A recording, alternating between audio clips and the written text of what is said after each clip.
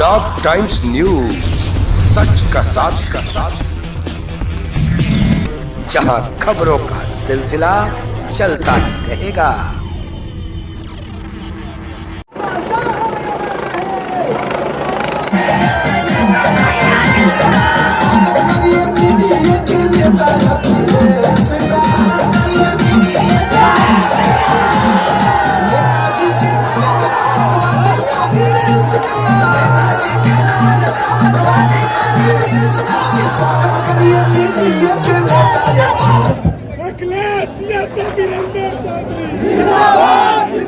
Samajwadi party और India गठबंधन के कांग्रेस पार्टी के प्रत्याशी विधायक बीरेंद्र चौधरी जी, मंच पर उपस्थित समाजवादी पार्टी के जिला अध्यक्ष विद्यासागर यादव जी, कांग्रेस पार्टी के जिला अध्यक्ष शरद कुमार सिंह जी, आप पार्टी के अध्यक्ष राम कुमार पटेल जी, मंच पर उपस्थित कांग्रेस पार्टी की राष्ट्रीय प्रवक्ता श्रीमती सुप्रिया श्रीनेश जी, कैलाश प्रजापति जी और यहां से लड़े चुनाव समाजवादी पार्टी के रहे प्रत्याशी सुशील कुमार टेबरीवाल जी, गणेश शंकर पांडे जी, श्रीमती तलत अजीज जी, श्रीमती पुष्पलता मंगल, चेयरमैन नगर पालिका, श्री साजिद अली साहब,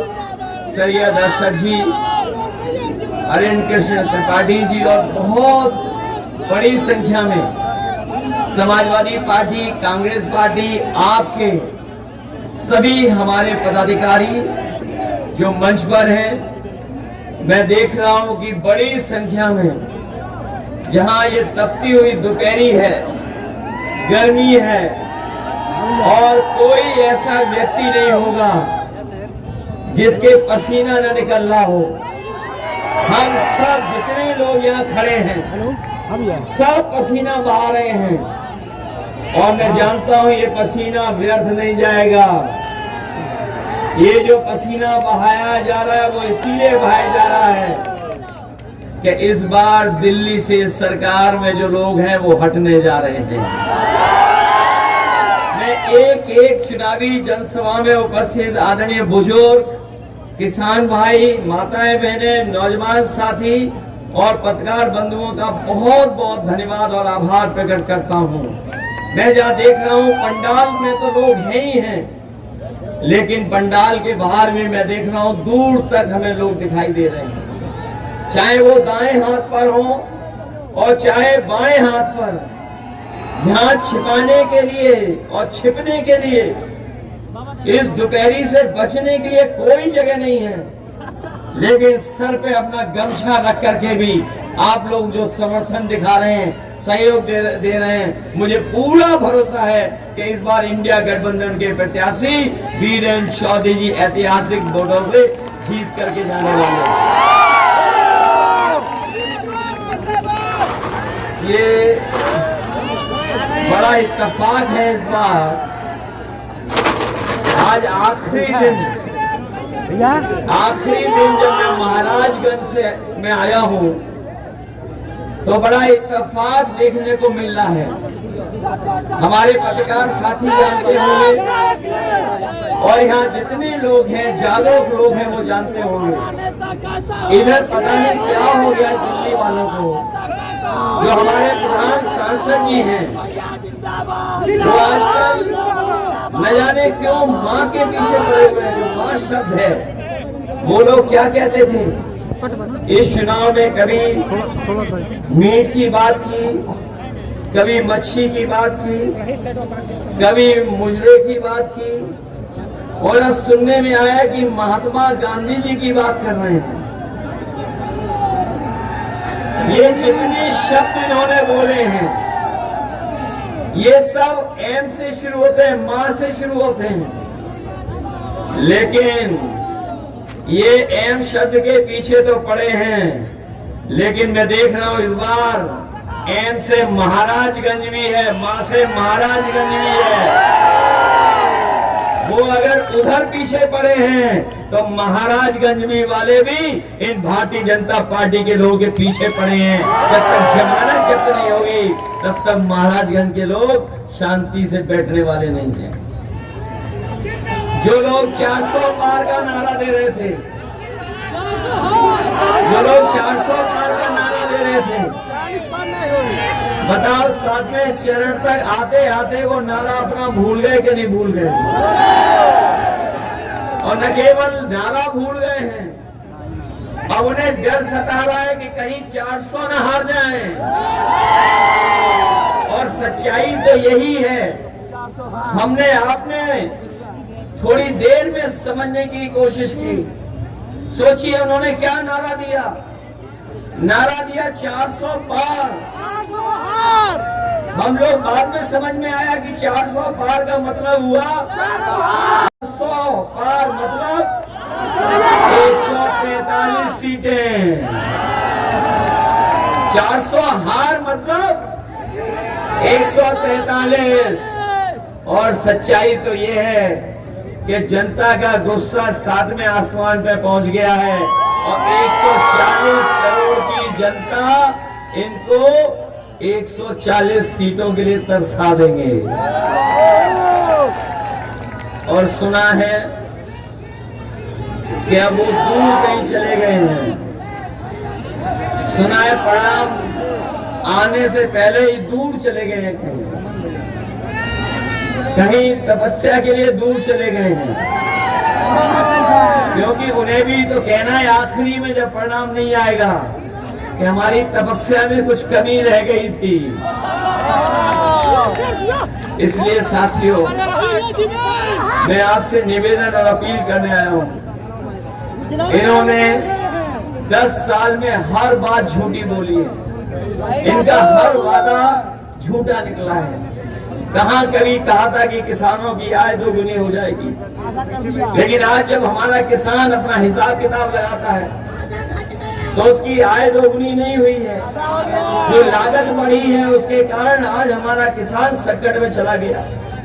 न केवल किसान संकट में गया है, बल्कि उनके सामने ऐसा संकट पैदा किया है कि अगर सरकार चाहती तो उनकी मदद हो जाती, लेकिन इस सरकार की नीयत में नहीं था मदद करना। इन्होंने जब कर्ज माफ करने का फैसला लिया तो बड़े बड़े उद्योगपतियों के लिए नियम बनाया और नियम ये बनाया कि 5 करोड़ से ऊपर जिनका कर्ज है उन्हीं का कर्ज माफ होगा। हमारा किसान, हमारा गरीब और हमारे गांव में रहने वाले लोगों का तो कर्ज हजारों या लाखों में है। इन्होंने ऐसा नियम बना करके हमारे गरीबों किसानों को धोखा देने का काम किया। 26 लाख करोड़ के लगभग इन्होंने देश के बड़े बड़े उद्योगपति, कारोबारी, कारखाना चलाने उनका कर्ज माफ कर दिया। लेकिन आज महाराजगंज में हम लोग भरोसा दिला के जा रहे हैं कि अपने किसान भाइयों को भरोसा दिला के जा रहे हैं कि 4 जून के बाद जब सरकार बनेगी तो अपने किसानों का और गरीबों का पूरा कर्ज माफ होगा। और जिस दिन परिणाम आ रहा है आप जानते होंगे, 4 जून को मंगल है और मंगल ही हो जाएगा उस दिन। 4 जून को है कौन सा मंगल है कि नहीं है? मंगल होने जा रहा है। और जिन्होंने कहा था कि अच्छे दिन लाएंगे वो अच्छे दिन तो नहीं ला पाए हैं, लेकिन 4 जून को जब हारेंगे तो देश के सुनहरे दिन होंगे, हमारे आपके खुशियों के दिन होंगे। और 4 जून को न केवल सरकार बदलेगी बल्कि बीजेपी के मित्र मंडली बदलेगी। 4 जून को मंगल के दिन न केवल मित्र मंडली बदलेगी, मंत्रिमंडल बदलेगा और मीडिया मंडल भी बदल जाएगा। और मीडिया वालों के लिए भी 4 जून खुशखबरी वाला दिन है, इनके लिए भी आजादी का दिन है। उस दिन ये भी आजादी मनाएंगे। बताओ आप लोग आजादी मनाओगे कि नहीं मनाओगे?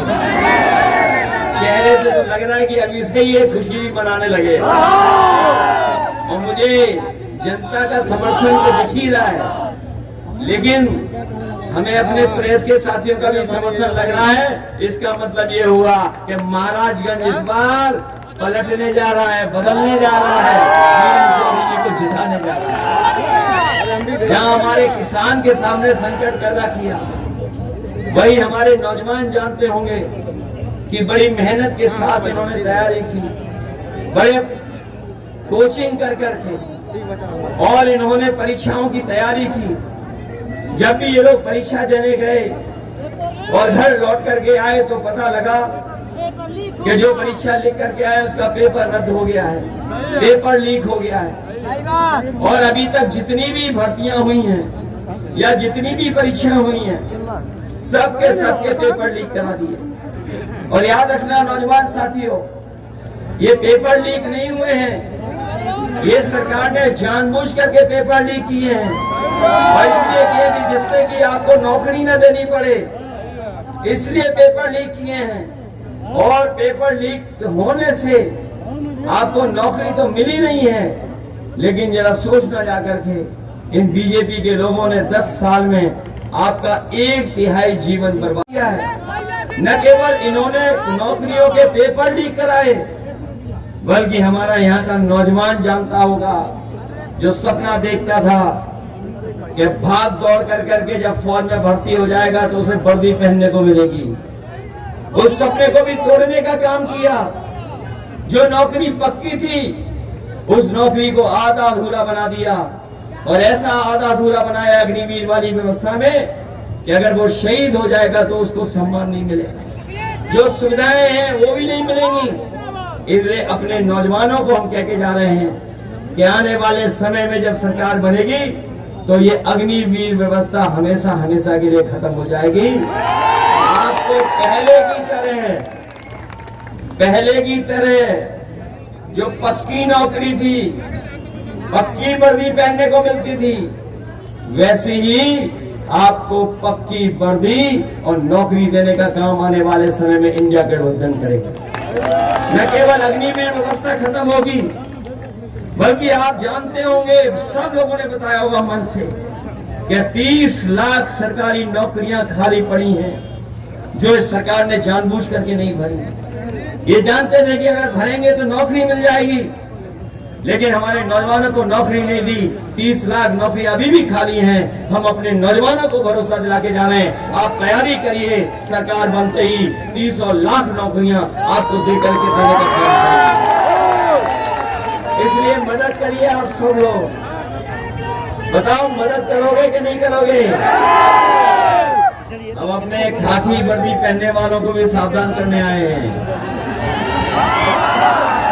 अभी तो फौज की नौकरी हुई है 4 साल की, ये अगर बीजेपी वाले दोबारा आ गए तो खाकी वर्दी वालों की भी नौकरी 3 साल की हो जाएगी। ये जब मैं कहता हूं तो यही हमारे खाकी वर्दी पहनने वाले भाई लोग प्रेस से सवाल करवाते हैं कि बताओ कैसे हो सकता है ये। तब मैं प्रेस के लोगों को जवाब देता हूं कि बताओ आपको क्या पता था कि बैंकें बिक जाएंगी? क्या आपको पता था कि रेलवे स्टेशन बिक जाएंगे? क्या आपको पता था कि हवाई अड्डे बिक जाएंगे? क्या आपको पता था कि सरकारी नौकरियां संविदा पर आउटसोर्स में चली जाएंगी? क्या आपको पता था जीएसटी लागू करके आपको महंगाई का सामना करना पड़ेगा? क्या आपको पता था कि आधी रात नोटबंदी हो जाएगी? जब आपको नहीं पता था तो हो सकता है भारतीय जनता पार्टी की सरकार आए तो फौज की तरह, अग्निवीर की तरह हमारे खाकी वर्दी पहनने वालों की भी नौकरी ये 3 साल की तरह। इसलिए सावधान हो के नहीं हो, सावधान हो के नहीं हो आप लोग। मैं आपसे सावधान भी करने आया हूँ, वहीं आपको याद दिलाने आया हूँ।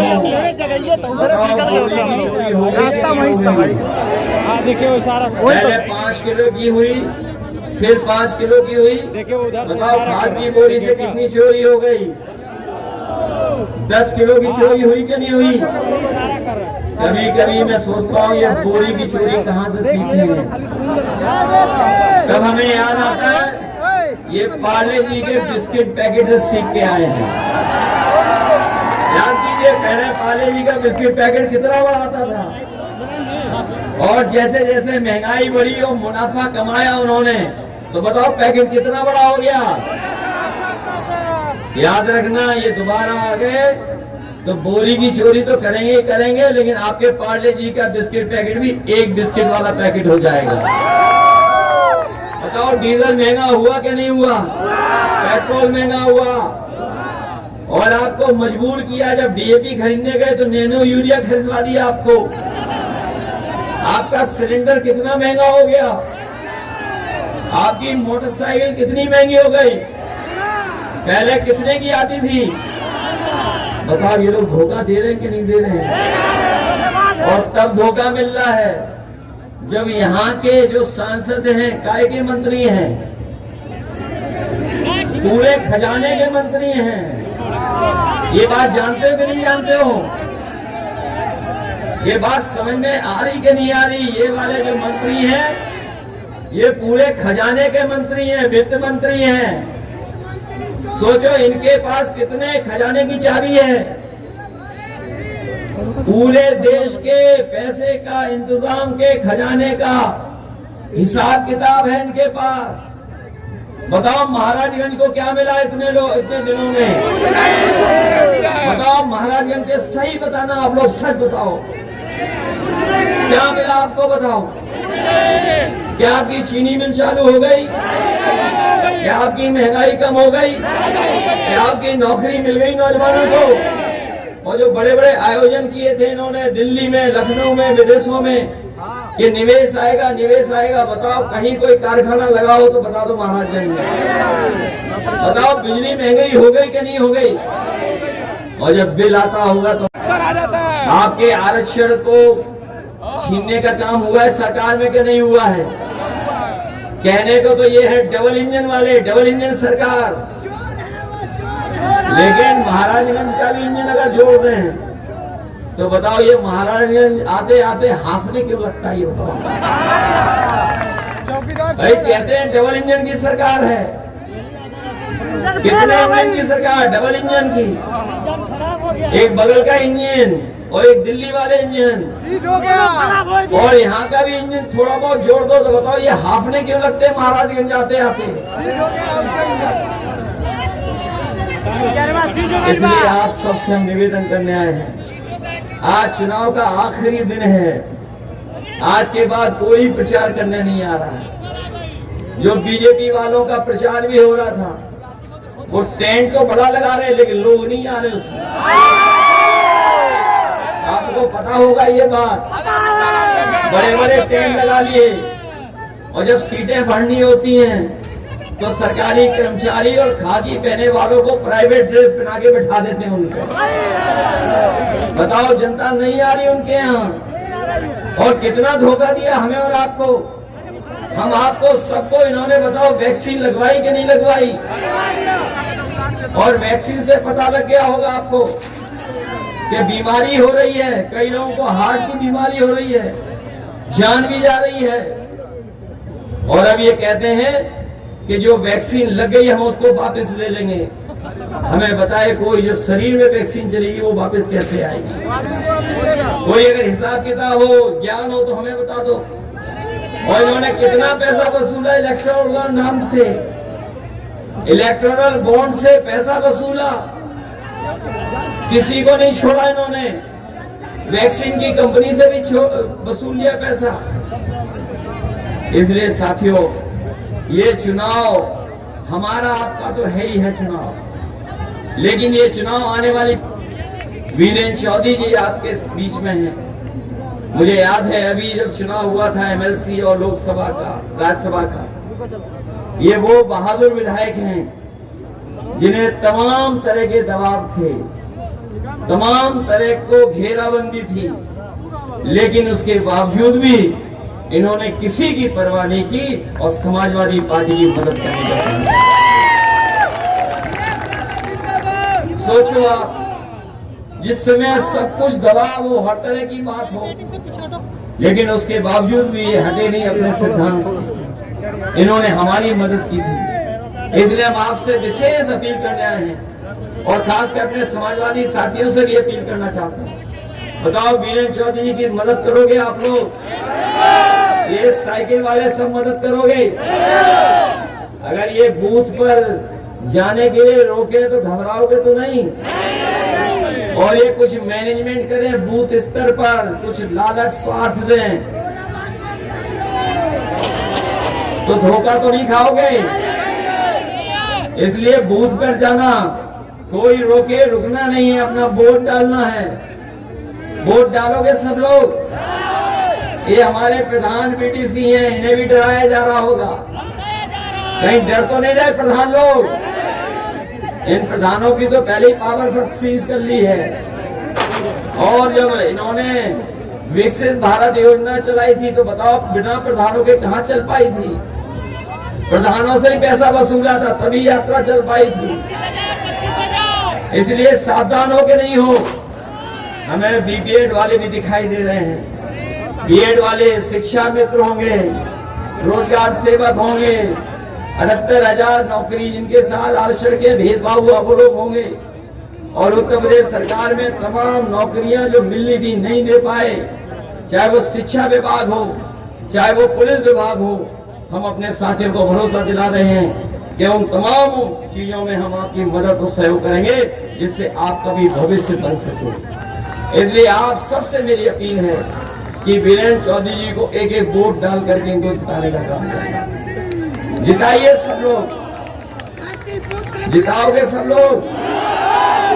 बस यही निवेदन मैं करने आया हूँ। मुझे पूरा भरोसा है कि 1 तारीख को जब वोट डालोगे तो सब हाथ के निशान पर, कांग्रेस के निशान पर एक एक वोट डाल करके इनको जिताने का काम करना। यही निवेदन, यही अपील आप सबका बहुत बहुत धन्यवाद। बीजेपी के लोगों ने न केवल लोकतंत्र को खतरा पैदा किया है, बल्कि आरक्षण पे भी हमला किया है। न नौकरियां देना, न रोजगार देना, और केवल जनता को गुमराह करना। और अपने हार के डर से बीजेपी के बड़े बड़े नेताओं की भाषा बदल गई। और पता नहीं क्यों जितने भी एम से शब्द आते हैं उसके पीछे बीजेपी पड़ी हुई है। लेकिन इस बार महाराजगंज का भी शुरुआत एम से होती है। महाराजगंज के लोग बीजेपी को सबक सिखाने का काम करेंगे। प्रधानमंत्री नरेंद्र मोदी चुनाव के बीच में कन्याकुमारी प्रार्थना के लिए जा रहे हैं, क्या कहेंगे? वो जो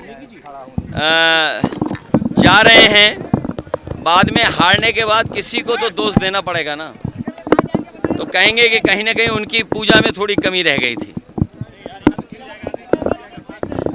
इस बार परिणाम इंडिया गठबंधन के पक्ष में आने वाला है।